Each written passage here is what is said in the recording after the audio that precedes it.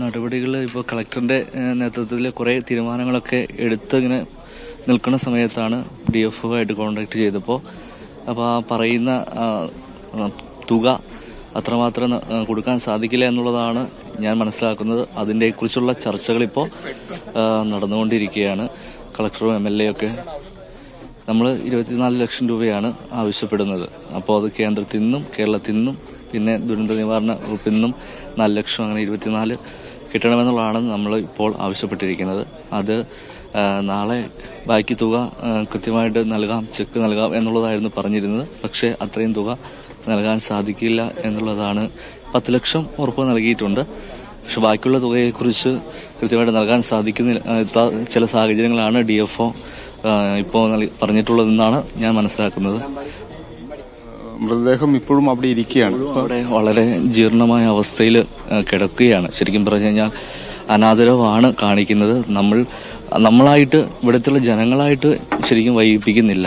കാരണം തീരുമാനങ്ങൾ വൈകുന്തോറും മൃതദേഹത്തോടുള്ള അനാദരവ് വന്നുകൊണ്ടിരിക്കുകയാണ്. അതുകൊണ്ട് ഉടൻ തന്നെ പെട്ടെന്ന് തന്നെ തീരുമാനങ്ങൾ എടുത്ത് ഈ മൃതദേഹത്തോട് ആദരവ് കാണിക്കണമെന്നുള്ളതാണ് ഇവിടെയുള്ള ജനങ്ങളുടെ ആവശ്യം.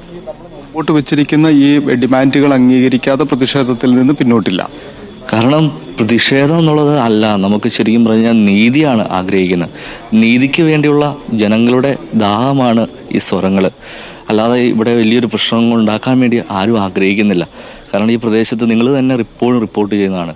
ഒരു 5-6 വർഷമായിട്ട് നിരന്തരം ഇങ്ങനെ ആനശല്യമാണ്, മൃഗങ്ങളുടെ ശല്യമാണ്. അതിങ്ങനെ രൂക്ഷമായിക്കൊണ്ടിരിക്കുമ്പോൾ എങ്ങനെ ഒരു മനുഷ്യൻ അന്നു വേണ്ട ഒരു ജീവിതത്തിന് വേണ്ടി അധ്വാനിക്കാനായിട്ട് പുറത്തേക്ക് ഇറങ്ങും, വീട് വിട്ട് പുറത്തിറങ്ങും, തിരിച്ചു വരുമ്പോൾ സുരക്ഷിതമായി വരുമോ എന്ന് പോലും ആശങ്കപ്പെട്ട് നിൽക്കുന്ന ജീവിതങ്ങളാണ്. ഇവിടെ തന്നെ 60ഓളം വീടുകൾ ഈ ഒരു പ്രദേശത്തോടു കൂടി സന്ധ്യാസമയത്ത് നടന്നു നീങ്ങി എത്തേണ്ടതായിട്ടുണ്ട്. അപ്പോൾ ആ പ്രദേശത്ത് ഒരു ജനങ്ങൾക്ക് സുരക്ഷ നൽകുവാനായിട്ട് സാധ്യമില്ലെങ്കിൽ എങ്ങനെ ആളുകൾക്ക് ജീവോപാധിക്കായിട്ട് പുറത്തേക്ക് ഇറങ്ങാൻ സാധിക്കും? അപ്പോൾ അതിന് പറ്റുന്ന സാഹചര്യങ്ങൾ ഒരുക്കണമെന്നുള്ളതാണ് നമ്മൾ നിരന്തരമായിട്ട് ഇവിടെയുള്ള ജനങ്ങൾ ആവശ്യപ്പെടുന്നത്. ഓരോ ദുരന്തങ്ങൾ കഴിയുമ്പോഴും ഞങ്ങൾ ആവശ്യപ്പെട്ട ഈ ദുരന്തങ്ങൾ വീണ്ടും വരരുതേ എന്നുള്ളതാണ്. അപ്പോൾ അതിനു വേണ്ടിയുള്ള സംവിധാനങ്ങൾ കൃത്യമായിട്ട് രൂപപ്പെടുത്താൻ സാധിക്കണം. ഞാൻ പൂയംകുട്ടി എന്ന ഒരു ഇടവയിൽ വികാരിച്ചനാണ്. അപ്പോൾ അവിടെ ഇപ്പോൾ നിലവിൽ കുറച്ച് ഭാഗത്തേക്ക് ഫെൻസിങ് സിസ്റ്റം കൊണ്ടുവന്നിട്ടുണ്ട്. അപ്പോൾ ആ 4 മാസമായി കൊണ്ടുവന്ന് ആ 4 മാസത്തിനുള്ളിൽ ഇപ്പോൾ സുരക്ഷിതമായിട്ട് ആ പ്രദേശത്തെ ആളുകൾക്ക് ഇപ്പോൾ വസിക്കാൻ സാധിക്കുന്നുണ്ട്. കാരണം ആന വരുന്നു, ഫെൻസിങ്ങിൽ ടച്ച് ചെയ്യുന്നു, തിരിച്ചു പോകുന്നു. അപ്പോൾ അങ്ങനെയുള്ള കൃത്യമായിട്ടുള്ള സംവിധാനങ്ങൾ ഈ വനമേഖലകളിൽ കൃത്യമായി നടപ്പിലാക്കാൻ സാധിക്കുകയാണെങ്കിൽ, അതിനൊരു ഫോളോ അപ്പ് ഉണ്ടെങ്കിൽ തീർച്ചയായിട്ടും ഈ വന്യമൃഗ ശല്യങ്ങളിൽ നിന്നും ആക്രമണങ്ങളിൽ നിന്നും ഒരു പരിധിവരെ നമുക്ക് സംരക്ഷിക്കപ്പെടാനായിട്ട് സാധിക്കും.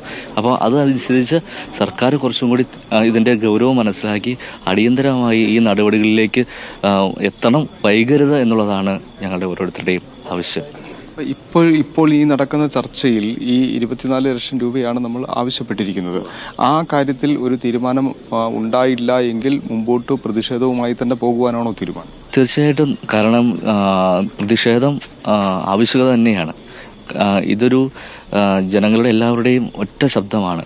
പ്രതിഷേധത്തിലൂടെ കാര്യങ്ങൾ ബോധ്യപ്പെടുത്തുക എന്നുള്ളതാണ്. പ്രതിഷേധം എന്ന് വെച്ചാൽ ശക്തമായിട്ട് ഞങ്ങളുടെ ആവശ്യങ്ങൾ ഞങ്ങൾ അധികാരികളുടെ മുമ്പിലേക്ക് ബോധ്യപ്പെടുത്തും. അവരുടെ കണ്ണ് തുറക്കുന്നതുവരെ നമ്മൾ ശക്തമായിട്ടുള്ള പ്രതിഷേധം. ഇത് രാഷ്ട്രീയമില്ല, ജാതിയില്ല, മതമില്ല. ജനങ്ങളെല്ലാം ഒറ്റക്കെട്ടായിട്ട് ഒറ്റ സ്വരത്തിൽ നീതിക്ക് വേണ്ടിയുള്ള ശബ്ദമായിട്ട് നാളെ പ്രതിഷേധത്തിലേക്ക് ഒരുമിച്ചുള്ള ഒരു ഈ അവകാശത്തിന് വേണ്ടി നിലകൊള്ളു തന്നെ ചെയ്യും.